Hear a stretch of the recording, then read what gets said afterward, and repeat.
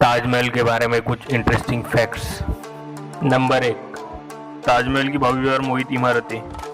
दीवारों को देखकर चौंक जाए ऐसी ताजमहल की बनावट है, क्योंकि उसमें जो पत्थर इस्तेमाल किए गए हैं वो अलग अलग देशों से मंगवाए गए थे। जैसे कि सफ़ेद संगमरमर राजस्थान से मंगवाया गया था, और चाइना से, अफगानिस्तान से, तिब्बत से, पंजाब से, श्रीलंका से और अलग जैसे देशों से कीमती और मोहित पत्थर लाए गए थे, और उनको लाने के लिए लगभग 1000 से भी ज़्यादा हाथियों का इस्तेमाल किया गया था। नंबर 2, भूकंप के आने के बाद कैसे बचेगा। ताजमहल की बनावट कुछ इस प्रकार थी कि भूकंप के आने के बाद भी ताजमहल को कुछ ना हो, क्योंकि ताजमहल के चारों ओर 4 मीनार है, वो बाहरी ओर से झुके हुए हैं ताकि वो ताजमहल पर ना गिरे।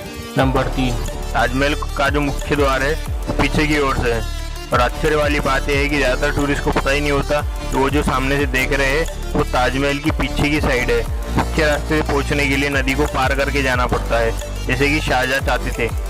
नंबर 4, ताजमहल का नक्शा किसने बनाया था, ये तो आज तक साबित नहीं हो पाया है।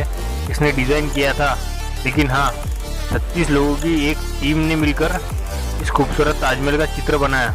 कहा जाता है कि और ये लोग एक जगह से नहीं बल्कि दुनिया के कोने कोने से बुलाए गए थे। नंबर 5, कितने साल और कितने रुपए लगे थे ताजमहल को बनने के लिए।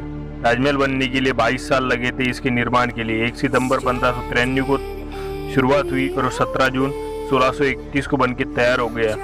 मुमताज की याद में बनवाया गया था।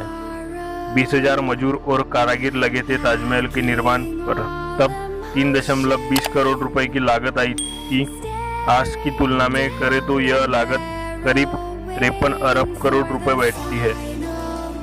नंबर 6, एक काला ताजमहल बनाना चाहते थे। ताजमहल बनाने के बाद, जी हाँ, दुनिया में एक सफ़ेद ताजमहल के साथ साथ काला ताजमहल भी बनाना चाहते थे। शाहजहां ने अपने वसीयत में भी इसका जिक्र कर रखा है, लेकिन उससे पहले ही औरंगजेब यानी उनके बेटे ने उनको बंदी बनाकर कैद कर लिया था। नंबर 7, ताज में क्यों पड़ रही है दरारें। ताजमहल को बनने से पहले उस जगह पर बड़े बड़े खड्डे खोद दिए थे, ताकि वह ईंट पत्थर और महोगनी आबनूस की जैसे लकड़ियाँ डाली गई। ये लकड़ियाँ पानी को मिलते ही और भी मजबूत हो जाती है, और इनको पानी ताज के पास बहने वाली यमुना नदी से मिलता है। लेकिन हर साल यमुना नदी का स्तर घटता चला जा रहा है, और उसी के कारण ताजमहल जड़ से कमज़ोर होता चला जा रहा है और उसमें दरारें आने शुरू हो चुकी है। नंबर 8, मजदूरों के हाथ काटने वाली बात। जैसा कि सभी को पता है कि इतना खूबसूरत ताजमहल बनने के बाद और कोई भी इसके जैसा आज तक कोई खूबसूरत महल नहीं बन पाया है। यहाँ तक कि इसके जैसा आज तक एक दीवार भी कोई खड़ी नहीं कर पाया है। जैसा कि शाहजहां ने मजदूरों और कारीगरों के हाथ ताजमहल बनने के बाद उनके अपनी ज़िंदगी भर की जमा पूंजी देकर उनके हाथ धड़ से अलग कर दिए थे, लेकिन इसका आज तक कोई सबूत या पुरावा नहीं मिल पाया है। ताजमहल की सबसे डरावनी बात। नंबर 9, ताजमहल के आसपास लाइटें क्यों नहीं हैं। ताजमहल के बनने के बाद वहाँ कोई लाइटें नहीं थी, लेकिन भारत की आज़ादी के बाद सब भारत सरकार की निगरानी में चला गया और वहाँ चारों तरफ लाइटें लगवाई गई।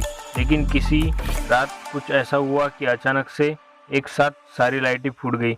इसे एक इत्तेफाक समझकर फिर से वहाँ पर लाइटें लगवाई गई, लेकिन फिर से वही जो नहीं होना चाहिए था वही हुआ, सब लाइटें फूट गई। कहा जाता है कि ताजमहल को रोशन करने के लिए कुदरती रोशनी ही पसंद है, और मुमताज़ को भी यही मंजूर था।